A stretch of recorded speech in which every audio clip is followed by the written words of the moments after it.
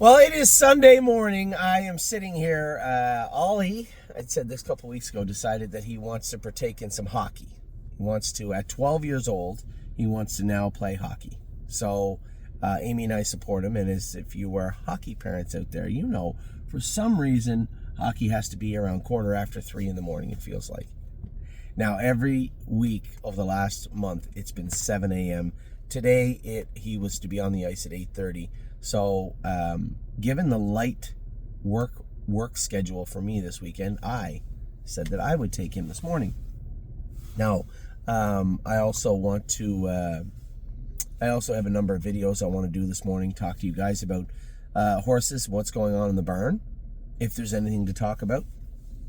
And there always is. You know, I hate this feeling of, usually when you're supposed to work hard on a Saturday night, there's many, many days where it used to be I went to the Meadows on Saturday afternoon, and then I went to Northfield on Saturday night. I raced till 11 o'clock at night. I got home at 12:30, went to bed, was exhausted in the morning.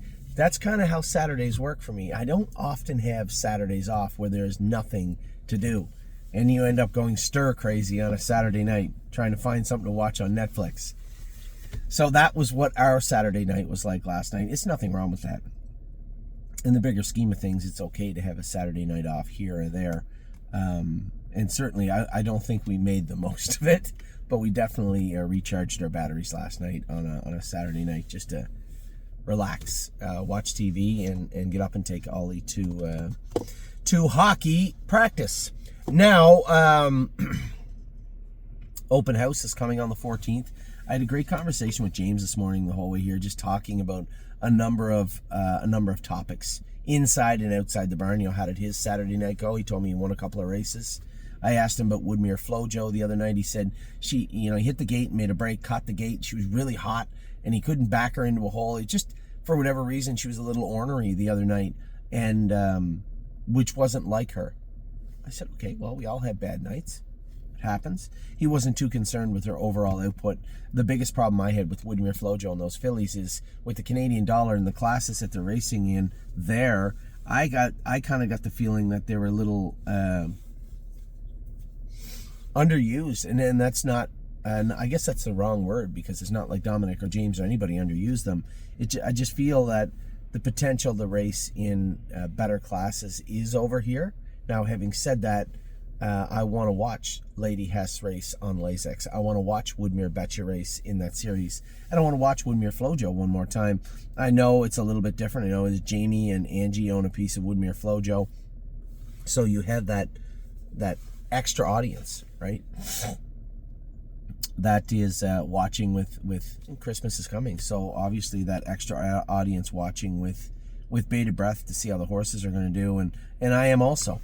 A number of newer horses are coming into the barn. You saw, I talked about that Amish trotter that showed up at the barn the other day. Beautiful trotter, by the way, and he's in good shape. Jason jogged him 3 miles yesterday, and I was getting ready to go when he was coming off the track. We trained a ton of horses yesterday in preparation of the qualifiers on Wednesday and racing next week, and just all around getting ready to go.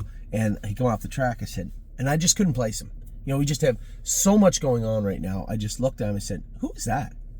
He said, that's that new trot. And I still can't think of his name. It's on my phone. I looked him up the other day, a Small World. I looked this horse up the other day, and Jason said he looked good, wasn't blowing at all. So obviously the gentleman that owned him, the Amish gentleman, he was a lot of mail being delivered, I think, and milk and jam or whatever the hell else he does. But he was working hard because he couldn't blow a match out at 3 miles. So we'll probably train him 1:30 on Wednesday and see how he feels. That's a tricky thing, right? You get a horse that's been working on the road, working on the railroad for a year. He's in great shape, but what kind of shape? First you jog him a couple of days and see how he reacts to the workload and how he recovers. Well, there isn't any recovery because he couldn't blow a match out when he came in. So now you train him 1:30 or so, wherever he's comfortable, 40, 25, it doesn't matter. Stretch him a little bit, and then see how he reacts to it. Maybe he was on the fire department. I have no idea. So we'll find out. We'll find out soon enough on Monday. But then again, as I said, looked up his pedigree. Now, rewind 4 years ago, first crop green shoe, 4 years ago. We had bought a couple of fillies, and one of them was for the predominantly owned by the people that owned Tactical Mounds. Her name was Royal Emeralds. And Megan ended up training a filly at 3. I think she took a mark of 54, 55 or something like that, made 80, 100,000, and they ended up selling her as a broodmare. Well, this is her brother. I couldn't believe it. And I had misspoke. I said he was like a $200,000 yearling. He was 95. I looked him up. He went through the sale. Actually, I can't tell you his accurate name currently right now because they had his name changed. In this sale, the 2023 Lexington sale, his name was Perfidious. He sold for $95,000. He's out of his sister to Royalty for Life, and obviously we know the family because I bought Royal Emeralds. The first foal out of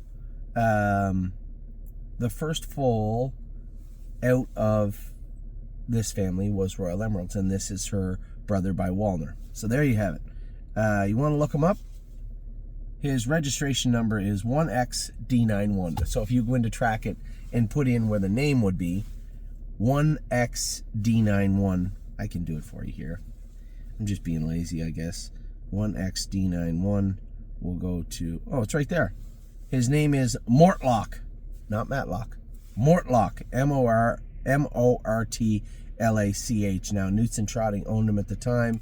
These are the people that named Memento Mori and Neuromancer, so I'm going to go out on a limb and say that Mortlock is a book of some sort. Anyway, they owned him. They owned him, bought him for $95,000 in the 2023 Lexington Select sale. His name was Perfidious in the sale. They changed it to Mortlock. It didn't work out. They sold him to the Amish. The Amish had him on the road for a year, and now he's in our barn, training down. Now, what we do with him over the next couple of weeks, we'll see. The gentleman that owned him, Nate, very nice man, said he told me what he had paid for him and what he had wanted for him, and we'll see how that plays out. Now, another one of our newer clients, Mr. Strasburg, had a very, very nice horse racing in Ottawa all summer. No more classes in Ottawa for this horse, and quite frankly, I have my concerns because Jamie Copley, very, very sharp horseman, racing him in Ottawa where it's not Mohawk, right? It's Ottawa, and Mr. Strasburg was talking about racing the horse, potentially putting the horse on the stable site and selling shares, which we're happy to do if that's the route that he wants to take, depending on the price. I mean, that would be, those would be private sales, so it would be up to him to set the price of the horse. And race the horse here at Northfield or at Dayton or at the Meadows, but he wanted to try the horse in the States. Can't think of the horse's name. It also is on my phone. TS. I'll see if I can pull it up here on my account.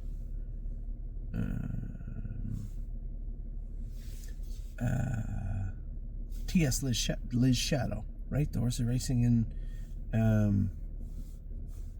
Liz.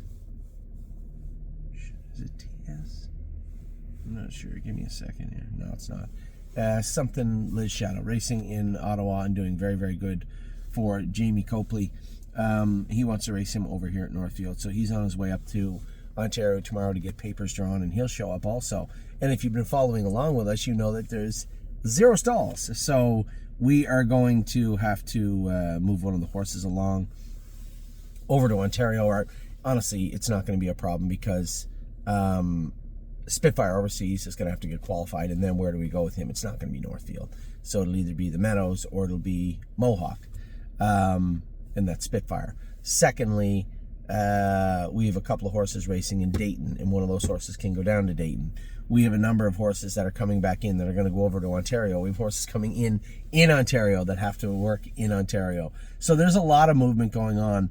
The only linchpin right now is that Northfield Park is full. I think we have 80-some stalls. We needed the stalls for hay. We have one additional equipment room that we can take apart and finish putting the equipment over in the blacksmith shop that we had rented. But that will also, there's nails and stuff that we had stuff hung up, and Jason had this cool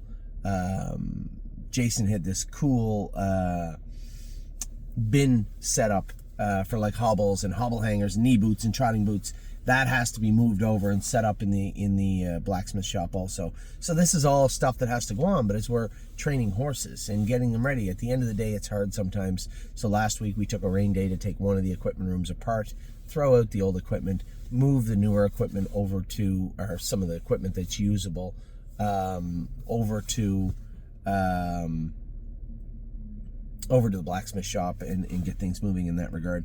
So, but that's it. That's one stall left. And actually I borrowed 2 from Amy and Buck, so we're -2 right now. So that's how things are going at Northfield Park in Ohio. Excited about the open houses coming up. As I said, December the 14th, circle that in your calendars. We're going to be doing, there's 6 horses or 7 horses that will go the right way of the track in Ontario. At the very same time, we'll have coffee and donuts for our clients that want to come out to the barn and watch the horses go the right way in Ontario. For everybody in Ohio, we're going to have the grandstand to our use again. There'll be breakfast there for everybody. You'll be able to come down and visit with the horses also. Make sure that we get everybody out to have a look at what is going on. And then, of course, we'll have a broadcast. Who will be on the broadcast yet? I'm not really sure. I was going to try and talk my brother and Mark into coming out. A lot of people asking me where Mark was. I know that he took some time. He thought he had some kidney stones that were bothering him or stuff. That happens all the time. Well, it doesn't happen to me, but I know lots of people. If you're out there and you've had kidney stones, you know how painful they are, and you don't want to do anything but curl up in a ball. And I've seen people that I know are very, very tough people that have been knocked down a peg from the dirty old kidney stones. So I know that Mark is feeling better now. I think he's just looking for a reset, right? You can't just jump back into it on a Wednesday at Yonkers. He's looking for a true reset. And if he just wants to do that after the holidays, geez, I was hoping I could get him out and maybe him and I could do the broadcast. Got that Amy McDonald person now that's wanting to be a driver, so she can go with some of the babies. And then there's more than enough guys there, Tyler and Justin, and lots of guys that will be they're very capable and do a very good job also. Maybe I can talk Chris into coming out again, which would always be good. So lots of options for the broadcast here in Ohio for our open houses that will be on the 14th. Now, as I said, I think it's like $25 or something for the whole breakfast kit and caboodle here in Ohio. Maybe we'll have some draws leading up to Christmas to give everybody an opportunity, a free breakfast here in Ohio also. I haven't talked to Kelly about that or anybody else, but I think that would be fun for us also. Lots of stuff going on leading up to Christmas. We have to get these babies named also. These yearlings, they have to get named, so we're going to have to do some of the naming contests maybe every single week like we do, you know, the little things you'd open up at Christmas time. Maybe every week we'll have 2 horses named. 4 weeks? No, we have 9 or 10 horses to name. You know what I'm getting at. We'll have 2 horses named every single week. So maybe we'll start that next week also. I'll talk to Kelly about that in the coming days. I've already had a number of people send us their name choices. So continue to send those to me and maybe loop in Kelly if you want. And we'll get those horses named throughout the Christmas season into Christmas itself. So Sunday, we don't have a lot to talk about with the horses, but lots with the babies. I gave you guys an extensive list of horses that really caught my eye. Now, I do have that in my email, which I can look at right now. And a lot of people messaging me also about the speech I had given at the New York State Assembly. Listen, anytime, it was very weird because that's the feeling I got when I was in politics. I left thinking that I didn't get everything said that I wanted to say just because I talked too much. But I felt that the message I got was clear. The threshold in New York, and I believe they will raise it. I don't know how long it will take to get it done, but I think you'll see it done in hopefully leading definitely into the 2026 season. What I mean is stake season, and then definitely into what would be the sales next year. As I said to the assembly, and some of the people that I had met beforehand, you know, the simple fact is we have 135 horses. Now, counting more, yes, we have 2 New York breds. We have 1 New York yearling. And out of 53, that's just unacceptable for a program that goes for as much as they go for. It is a decent program. I mean, all the time, the disdain that I might have shown towards the program was more of the disdain that we couldn't get into it. Right? We couldn't listen. I loved racing in Virginia last year. We have a Delaware bred. We have a Maritime bred. We have horses racing all over the continent. But to not have, to have one New York bred simply because, and I don't have to tell you that. Just look at the shares that are available on the New York bred. A lot of people are leery and find it extremely cumbersome and difficult to get licensed in the state of New York, and that's why they do not. That was the message. It's very, very simple. It's right there in black and white. This isn't me just telling you. Here's a stable full of 900 people that own horses in 15 countries, and we struggle to get one New York bred sold out when we've sold horses in every other racing jurisdiction. And I think that speaks volumes. That isn't just me trying to lay it on you. That is me simply saying, here's the information. You know, I can tell you why this is happening if you want to do something about it. And as I said, quite frankly, in the speech that I made, raising a threshold will get you started down the road. Working on fractional ownership, that will finish the job. And that's the problem with every jurisdiction. I also said in that interview that New York has the opportunity to be a world leader, and they do.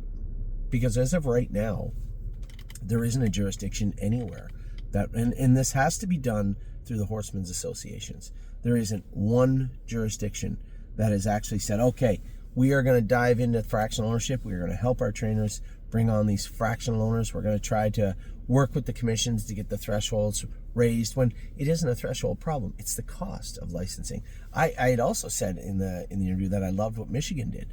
Michigan's licensing was rather inexpensive, but you had to be a member of the Horsemen's Association. So one, that helps the funds for the Horsemen's Association. Two, that gets your name on a line somewhere so they know who owns all those horses. And that's really what it turned out to. Not many of you may know this. I've mentioned it a few times from here and there. It used to be 5% in Ontario. The reason it's 1%? Because of me. I was the one that asked them to make it 1%. I put the cart before the horse. And what I mean by that is, I thought that if we got the thresholds lowered and had fractional ownership licensing with Standardbred Canada, which we got, thank you very much to Joanne Colville and everybody at Standardbred Canada for all those years ago that you implemented that.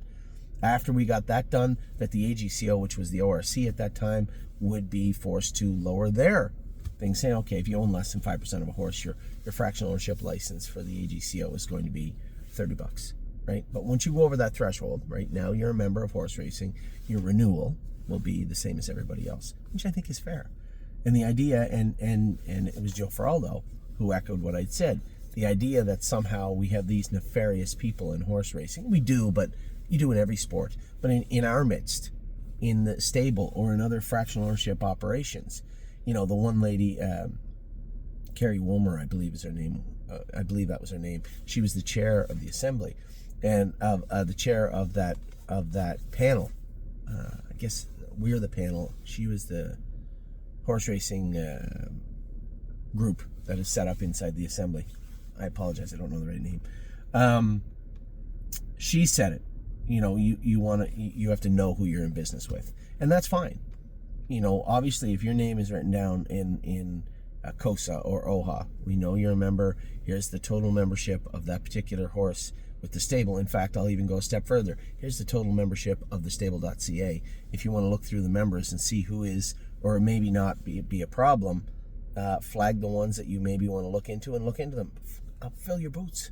Go right ahead. We're not trying to hide anything, but we do want to make it affordable for people to own horses and to get involved with horse racing. And for horse racing to move forward, and I don't care who you are, in what position you hold in this industry, if you believe that this industry is accommodating to people trying to get involved, then you are, to say you're behind the times is a disservice to that particular saying, right?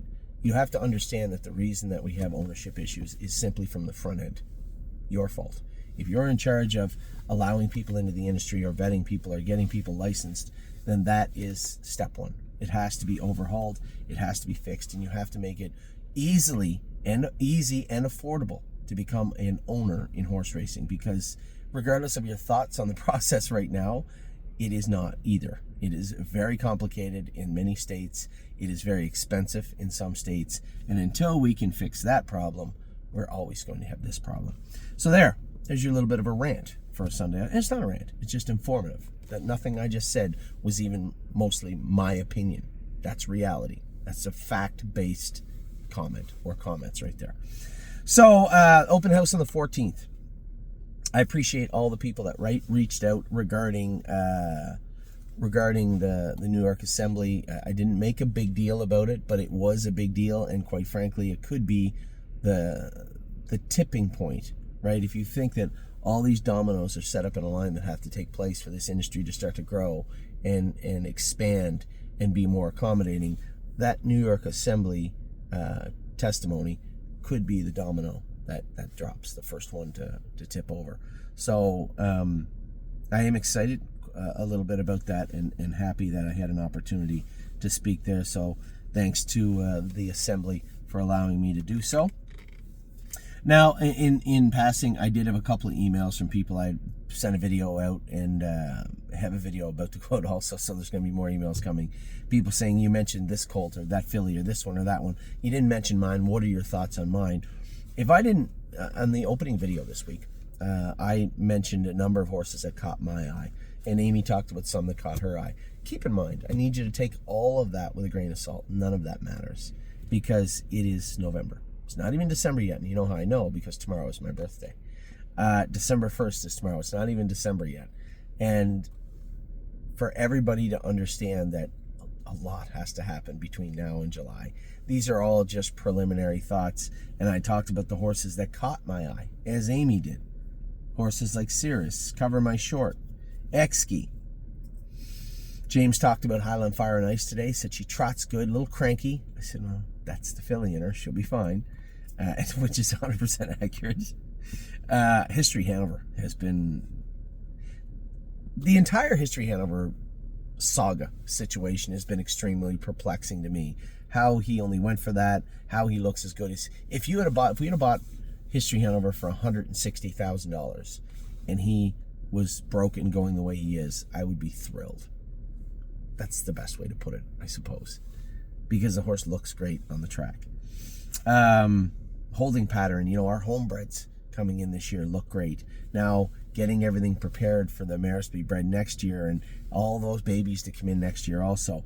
I would ask your thoughts also. I guess many people don't think of it, but we'd sold the shares of the yearlings just before the yearling sales this year. One, I thought it made it a little more affordable because the horses had not come in yet, had not started yet. We didn't have to look at the yearling sales to price the horses in real time. We used the retrospect. We used past sales to price the horses, which I thought was fair to you. So I'm thinking next year, how do we go about selling the shares we are thinking about selling for the yearlings? Again, it would be easy for us to wait and watch travel blog race, right? Watch Money's Tied Up, who looks amazing. Watch them race. But I'm trying to put together, and I know that John and I will talk about this in the coming months and years. What's the best way for us to build a platform where you can see our horses? And I know, I think it goes without saying we need a better platform of pictures and commentary and input for the babies, and we will get to that. We will build that out in the site, but it'll take a little bit of time. Keep in mind, this is our first foray into breeders also. This is the first year we actually had a large number of homebreds come into the stable. So what's the best way to do that? I have no idea. I'm not sure. That will be driven by you, our clients, over the coming years. These are things that I'm also thinking about, talking to John about. So there's always lots going on, regardless if I have a lazy Saturday night or not. There is a ton of stuff. And all that happens when I get bored, all this stuff starts rattling around. Oh, by the way, we haven't talked about this in a while. Oh, what about this? Oh, what about that? And then all of a sudden, I'm just going crazy. I'm not bored at all. So, excited about the open house, happy about the babies, happy about what's going on at the barn. Not much to talk about last week in regards to racing, whether it be Thanksgiving, and I hope you all had a great Thanksgiving. Whether it be the Thanksgiving Thursday that was right in the middle of the week, a day that's usually fairly busy for us, or the horses not getting in, or Spitfire making a break in a qualifier. All these things will be rectified soon enough. We'll have a number of horses, 5 qualifying this week, another 2 or 3 on the way. It is going to be a very busy December with stable.ca. So all the stuff we talked about, send me a note, send me an email, let me know what you think. I'll talk to you all very soon. Have a great rest of your weekend. Take care.